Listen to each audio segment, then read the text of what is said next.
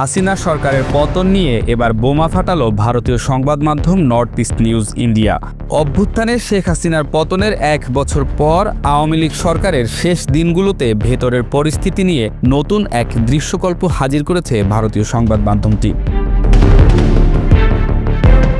সাংবাদিক চন্দন নন্দী এক প্রতিবেদনে লিখেছেন, 2024 সালের 5 অগাস্ট শেখ হাসিনা ক্ষমতা হারানোর কয়েক মাস আগে থেকেই তার সরকারের 3 জন গুরুত্বপূর্ণ ব্যক্তিকে প্রভাবিত করেছিল মার্কিন ডিপ স্টেট। সেই সঙ্গে তাদের এমনভাবে পরিচালিত করেছিল যাতে তাদের কর্মকাণ্ড আওয়ামী লীগ সরকারের স্বার্থের বিরুদ্ধে যায়।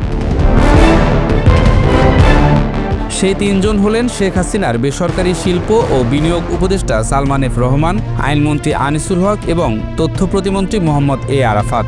নর্থ ইস্ট নিউজ লিখেছে, শিক্ষার্থীদের আন্দোলন ঠেকাতে শেখ হাসিনার সরকার ও আওয়ামী লীগ কেন ব্যর্থ হয়েছিল তার বিশ্লেষণে বেরিয়ে আসে ওই 3 ব্যক্তির রহস্যজনক ভূমিকার কথা, যা মার্কিন ডিপ স্টেটের লক্ষ্য ও উদ্দেশ্য এগিয়ে নিতে ভূমিকা রেখেছিল।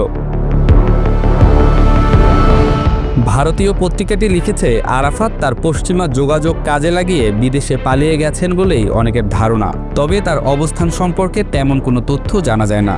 নাম প্রকাশ না করে আওয়ামী লীগের একাধিক সূত্রের বরাত দিয়ে নর্থ ইস্ট নিউজ লিখেছে, হাসিনা সরকারের শেষ কয়েক সপ্তাহে সালমান এফ রহমান, আনিসুল হক এবং আরাফাত এমন কর্মকাণ্ড করেছিলেন যা সামগ্রিকভাবে সরকারের, বিশেষ করে তৎকালীন প্রধানমন্ত্রীর স্বার্থের ক্ষতি করেছে। শেখ হাসিনার মন্ত্রিসভার একজন জ্যেষ্ঠ মন্ত্রী পত্রিকাটিকে বলেছেন, দরবেশ নামে পরিচিতি পাওয়া সালমান এফ রহমানের সঙ্গে মার্কিন কর্মকর্তাদের বৈঠকের বিষয়ে তিনি অবহিত ছিলেন। সাবেক ওই মন্ত্রীর ভাষায়, দরবেশ কার্যত শেখ হাসিনার কাছ থেকে তাদের দূরে সরিয়ে রেখেছিলেন। সেই আওয়ামী লীগ নেতাকে উদ্ধৃত করে নর্থ ইস্ট নিউজ লিখেছে, তারা কমপক্ষে 2023 সাল থেকে বাংলাদেশ এবং বিদেশে দায়িত্বরত এবং অবসরপ্রাপ্ত মার্কিন কর্মকর্তাদের সঙ্গে সরাসরি যোগাযোগ রেখেছিলেন। প্রতিবেদনে বলা হয়েছে, ওই 3 জন যে বিশ্বাসঘাতকতা করতে পারেন শেখ হাসিনা কখনোই তা সন্দেহ করেনি। তবে এখন তিনি তাদের ভূমিকা সম্পর্কে অবগত। আওয়ামী লীগ নেতাদের সঙ্গে কথা বলে যুক্তরাষ্ট্রের কথিত তৎপরতার সূচনা নিয়ে 2 রকম তথ্য পাওয়ার কথা লিখেছে নর্থ ইস্ট নিউজ।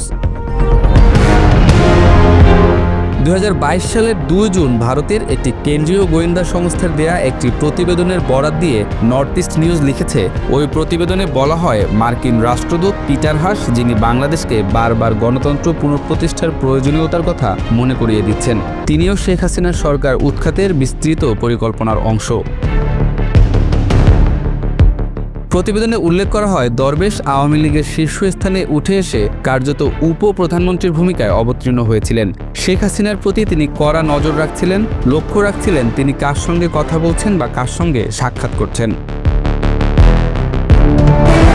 2023 সালের এপ্রিল-মে মাসে শেখ হাসিনা যখন জাপান ও যুক্তরাষ্ট্র সফরে গেলেন, ওয়াশিংটন ডিসিতে হাসিনা থাকলেন রিটস কার্লটন হোটেলে, কিন্তু দরবেশ সেই হোটেলের বদলে সেন্ট রেজিস হোটেলে ওঠার সিদ্ধান্ত নেন।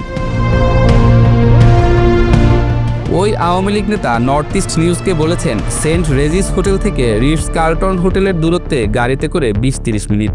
সেখানে একটি বৈঠক হওয়ার কথা ছিল, যেখানে একটি নতুন মিডিয়া প্ল্যাটফর্ম চালু করার বিষয়ে পরিকল্পনা চূড়ান্ত করা হবে।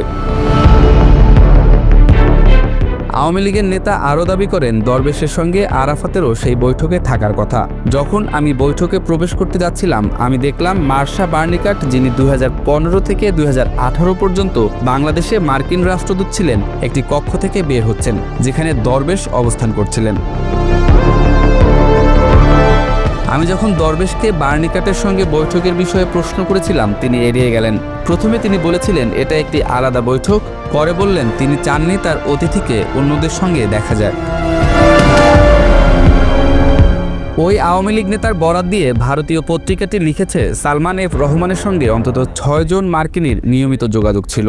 তাদের মধ্যে ছিলেন উইলিয়াম বি মাইলাম, তখনকার উপসহকারী পররাষ্ট্রমন্ত্রী আফরিন আক্তার, একজন পররাষ্ট্রনীতি বিশ্লেষক ও দক্ষিণ এশিয়া বিশেষজ্ঞ, এবং সাবেক রাষ্ট্রদূত বার্নিকাট। আওয়ামী লীগের একজন নেতাকে উদ্ধৃত করে প্রতিবেদনে বলা হয়, একটি টেলিভিশন সাক্ষাৎকারে আরাফাত মন্তব্য করেছিলেন, শিক্ষার্থীদের আন্দোলন মোকাবেলার মতো যথেষ্ট বুলেট সরকারের হাতে আছে। তার এই বক্তব্যের প্রভাব হয়েছিল মারাত্মক। ওই মন্তব্য শেখ হাসিনা সরকারের প্রতি ক্ষোভ আরও বাড়িয়েছিল। ওই সময় ওই কথা বলা নিছক বোকামি ছিল না, এটা সচেতনভাবে করা হয়েছিল।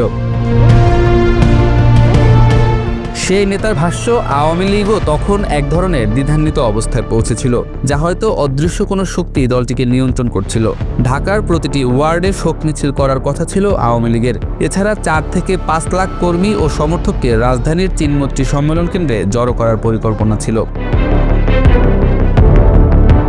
নর্থ ইস্ট নিউজ লিখেছে, 30 জুলাই যখন ছাত্র আন্দোলন আরও তীব্র হওয়ার আভাস মিলল, সালমান এফ রহমান তখন যত দ্রুত সম্ভব শেখ রেহানাকে যুক্তরাজ্য থেকে ঢাকায় আসতে অনুরোধ করেন।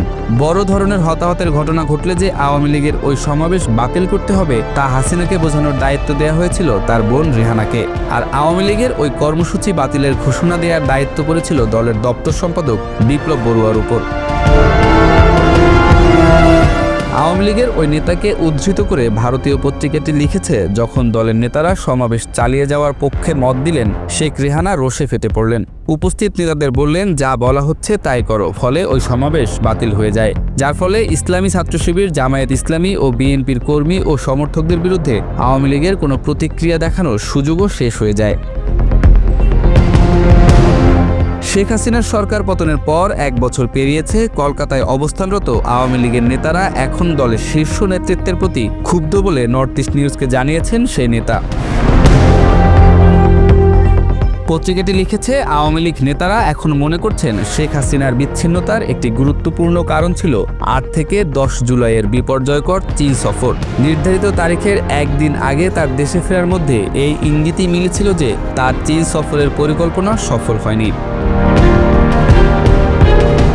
আওয়ামী লীগের একজন নেতা নর্থ ইস্ট নিউজকে বলেছেন, ভারতও ওই সময় শেখ হাসিনার প্রতি নাখুশ ছিল, কারণ তাদের বিচারে ওই সময় তার চীন সফর ছিল কৌশলগতভাবে ভুল সিদ্ধান্ত।